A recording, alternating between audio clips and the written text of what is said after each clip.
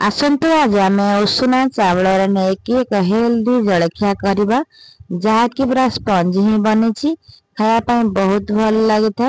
आपण मैंने पिला बड़ समस्त करतु पिला टिफिन भी दिंतु बहुत हेल्दी थाए पुणी उषुना चावल रेसिपी केमती वीडियो को संपूर्ण शिक्षा देखते जानीपारे।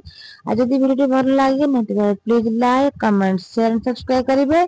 सब्सक्राइब करने पाखे थी बेल आइकन ऑल करदे ऑल करदे जो पहुंचीज। जदि आप फेसबुक देखुए निहत फॉलो करेंगे। नमस्कार जय जगन्नाथ जय मागायत्री मानस आज सुंदर वीडियो नहीं।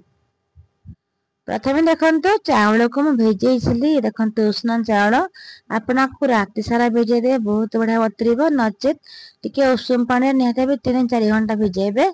एबे देखो बाटिया आसी गोड़ी देखिए बाहर करदेवे।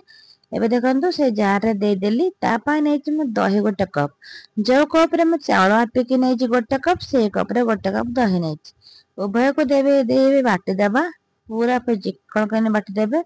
एबे देखो ढाली देवी गोटे जगह को एबे ढाल दे सारा पर आम टे सूजी मिसेवा। देखो चावल संपूर्ण उष्ण चावल जेहेतु टे समय लगी था बाटिया चिकन हाँपाई देखते अल्प पानी देवे जमीक सूजी दे पारे टे मुझे अधिक पानी देदेली मत पछे किसी पड़नी आप चेष्टा करेंगे अल्प टे पानी देवाई। आपण केवल ब्लेंडिंग जार जी धोबे 2-3 चमच पानी से पानी आड करेंगे एठी पानी एबे आड करबेनी कहीं पछरे आपण पानी आड करेंगे जेहेतु मोर टिके देख छाड़ा ना तेणुक मोटे पानी हो गला मत पछता पानी पड़ने किसी। एबे देखते देदेले दे सारा पर सूजी आड करवा। सूजी देखते मुझे माने स्टील चामच ने 5-6 चमच ने गोटे छोट कप भाया नहीं। देखो जी माने चावल आम नहीं चावल ग्राम से आकार नहीं 200-250 ग्राम चावल नहीं 50-60 ग्राम सूजी नहीं। देखो मुझे छोट कप्रे नहीं देखो गोल देले जब पानी कम देते फुलीज गोटे मुंडाकार रही किंतु मुझे एकाथके देदेची स्वाद अनुसार लुण भी आड करदेली पूरा सिंपल सा जिनस किंतु खायापी देहपाई बहुत बढ़िया हेल्दी भी होता है आउ देह भी खराब पार ना पिला मन स्कूल नहीं पारे घर खाई पारे समस्ते आ बहुत भल लगे पिठाटा। देखो सूजी की भल लगे गोले की पूरा बैटर प्रस्तुत करदे। एबे देखो बैटर मोर रेडी हो गला मुझे गोटे घंटा छाड़ी माने पूरा फुलिया जेहेतु आम सूजी पकईजे जो फुलिया दरकार। एबे घोड़े की मुझे रखीदे आपको गोटे घंटा पर देखी केमती कहि भाई वीडियो भल लगे भल लगी कि ना कहे। एबे देखो गोटे घंटा पर मोर ये गला।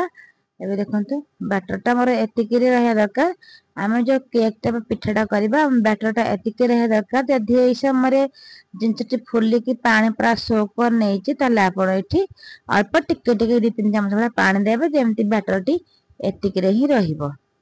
बास ये आम रेडी हो गला आप टे छुंक प्रस्तुत करा जहाँ खाया बहुत भल लगे विशेष कर उषुना चावल। देखो मुझे तेल गरम करके नहीं तेल देखो तड़का दे जीरा सोरिष फुटाईदेले एटे भृषंग पत्र कंचा लंका फुटाईदेले आउ भल लगे हिंगु टे बास एतिक जिनस आप चाहिए भी ये आप अदा भी करके पारे।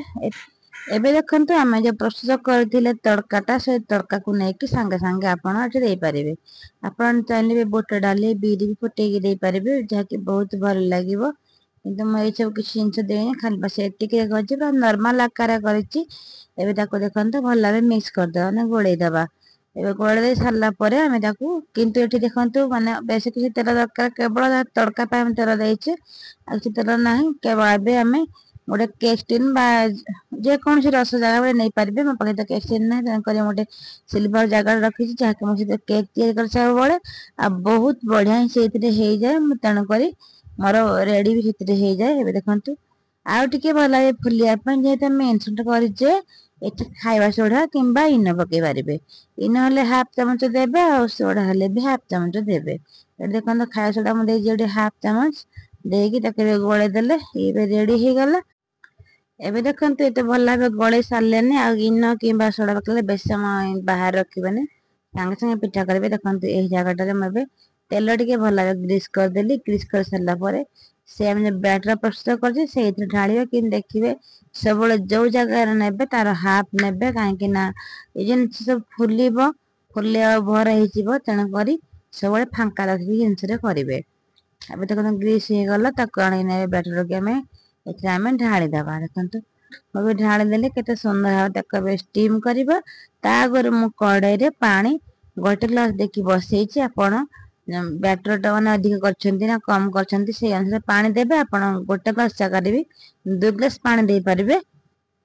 ଏବେ ଦେଖନ୍ତୁ କଡ଼େଇ ମୋର ପାଣି ଫୁଟୁଛି। ଯେହେତୁ ମତେ ଏଇ ଜାଗା ପାଇଁ କଡ଼େଇ ଟିକେ ବଡ଼ ଅଛି ତେଣୁକରି ମୁଁ ସେଇଥିରେ ଦେଲି ତାକୁ ଗୋଟେ ଘୋଡ଼ାଣି ଘୋଡ଼େଇ ଦେଲି। ୟାକୁ ପୁରା ଅଧା ଘଣ୍ଟେ ପାଇଁ ଛାଡ଼ିଦବା। ଦେଖିବା ଆମେ ଅଧା ଘଣ୍ଟା ପରେ କେମିତି ହେଇଛି ଦେଖନ୍ତୁ। ମତେ ଲାଗୁଛି ପିଠାଟା ହେଇଛି କି ନା ମୁଁ ଟିକେ ଯୋଉ ଛୁରୀ ଦ୍ୱାରା ଟିକେ ମଝିରୁ ଦେଖିଦବା ଯାହାଦ୍ୱାରା ଜଣା ପଡ଼ିଯିବ ଆମ ପିଠା ହେଇଛି କି ନାହିଁ ସିଝିଛି କି ନାହିଁ। ଦେଖନ୍ତୁ ତାମାନେ ପିଠା ସିଝି ସାରିଲାଣି ଆଉ କିଛି ଲାଗୁନି କେବଳ ଟିକେ ଜଷ୍ଟ ଟିକେ ଭାଙ୍ଗିଗଲା କିଛି ନାହିଁ। ଏବେ ଦେଖନ୍ତୁ ରେଡି ହେଇଗଲା। ମତେ ଏମିତି କି 45 ମିନିଟ୍ ପାଖାପାଖି ଷ୍ଟିମ୍ ହେବାକୁ ପଡ଼ିଲା। ଏବେ ୟାକୁ ଥଣ୍ଡା ପାଇଁ ଛାଡ଼ିଦବା। ଏବେ ଦେଖନ୍ତୁ ଥଣ୍ଡା ହେଇଯାଇଛି ଦେଖନ୍ତୁ ସେ ଜିନିଷଟି ଥଣ୍ଡା ହେଇଯିବ ଖାଲି ଏମିତି ହାତରେ ଆପଣ ଇଏ କରିଦେବେ ବୋଲେ ସେ ଆରାମସେ ପୁରା ବାହାରି ପଡ଼ିବ ଚାରିପଟେ ବାହାରିଯିବ। ଏବେ ଦେଖନ୍ତୁ ସେ ରେଡି ହେଇଗଲାଣି। ଏବେ ଗୋଟେ ପ୍ଲେଟ ଦେଇକି ତାକୁ ଆମେ ଲେଉଟାଇ ଦେବା। ଦେଖନ୍ତୁ କିଛି ଟ୍ୟାପ କରିବାକୁ ପଡ଼ିଲା ନାହିଁ କାହିଁକି ନା ଜିନିଷ ଗୁଡ଼ା ସିଝିଛି। ଦେଖନ୍ତୁ ପିଠା କେତେ ସୁନ୍ଦର ଭାବରେ ପୁରା ସାଇଜରେ ହେଇଛି। ଆଉ ଆପଣ ଯଦି କେଷ୍ଟିରେ କରିବେ ତେଣୁକରି ସେ ଯୋଉ ଡିଜାଇନ ଥିବ ସେ ଡିଜାଇନ ଆକାରରେ ପିଠାଟି ହିଁ ହବ। ଏବେ ଦେଖନ୍ତୁ ତାକୁ ଆମେ କାଟିବା। ଯେହେତୁ ଟିକେ ଉଷୁମ ଅଛି ମୋର ଟିକେ ଛୁରୀରେ ଲାଗୁଛି ନହେଲେ ନାହିଁ। ଆଉ ଦେଖିବେ ଆପଣ ଭିତରୁ ବି ଦେଖିବେ କେତେ ସୁନ୍ଦର ଜାଲଦାର ପିଠା ବନେଇଛି କେତେ ସୁନ୍ଦର ସ୍ପଞ୍ଜି ବି ବନେଇଛି। ଆଉ ଖାଇବା ପାଇଁ ବହୁତ ଭଲ। ୟାକୁ ବି ଚାହିଁଲେ ଆପଣ ଟିକେ ଆହୁରି କେତେବେଳେ ଆଣିପାରିବେ କିନ୍ତୁ ଆମେ ସେମିତି ହିଁ ଖାଇଥିଲୁ ବହୁତ ଭଲ ଲାଗିଥିଲା। ଆଶା କରୁଛି ଭିଡ଼ିଓ ଭଲ ଲାଗିଥିବ ଆପଣଙ୍କ ପାଇଁ କିଛି ବି ହେଲ୍ପ ହେଇପାରିବ। ଯଦି ଭଲ ଲାଗେନି please like comment share subscribe and follow କରିବେ। ତାହେଲେ ରଖୁଛି ଧନ୍ୟବାଦ। ଜୟ ଜଗନ୍ନାଥ ଜୟ ମା ଗାୟତ୍ରୀ ନମସ୍କାର। ଦେଖା ହବା ଆଉ ଗୋଟେ ନୂଆ ଭିଡ଼ିଓରେ। ସେ ପର୍ଯ୍ୟନ୍ତ ଆପଣ ଅପେକ୍ଷା କରନ୍ତୁ। ଆଉ ଭିଡ଼ିଓଟି କେମିତି ହେଲା କମେଣ୍ଟ ବକ୍ସରେ ନିହାତି ଭାବେ କହିବା ପାଇଁ ଭୁଲିବେନି। ତାହେଲେ ଆଉ ଗୋଟେ ଭିଡ଼ିଓ ପାଇଁ ଅପେକ୍ଷା ହିଁ କରନ୍ତୁ। ଏବେ ଦେଖନ୍ତୁ ମୁଁ ପିଠାଟି ଦେଖେଇ ଦେଇଛି। ଦେଖନ୍ତୁ କେତେ ସ୍ପଞ୍ଜି ଜାଲଦାର ବନେଇଛି। ଦେଖନ୍ତୁ ଭିତର ସେ ସିଝିଛି।